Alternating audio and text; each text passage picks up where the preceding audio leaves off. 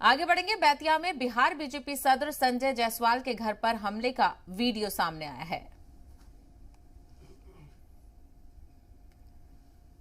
तो ये आप तस्वीरें देखिए, एहतजाज किया जा रहा है। तो वहीं बिहार के बेतिया की ये तस्वीरें हैं जहां पर बीजेपी सदर संजय जायसवाल के घर पर हमला किया गया है। लगातार अग्निपथ स्कीम की मुखालिफत में तमाम तर नौजवान सड़कों पर उतर आए हैं और काफी झड़पें भी देखी जा रही हैं। एक तरफ नौजवान है तो वहीं पुलिस के साथ झड़पें नजर आ रही हैं। और क्योंकि मरकजी हुकूमत ने इस स्कीम का ऐलान किया है तो कहीं ना कहीं नौजवानों का जो गुस्सा है वो मरकजी हुकूमत के और बीजेपी के तमाम नुमाइंदों के खिलाफ देखा जा रहा है। आप बेतिया की तस्वीर देख सकते हैं, वहां पर बिहार बीजेपी के जो सदर हैं संजय जायसवाल, ये उनके घर के आसपास का इलाका है जहां पर बड़ी तादाद में ये नौजवान इकट्ठा हुए हैं।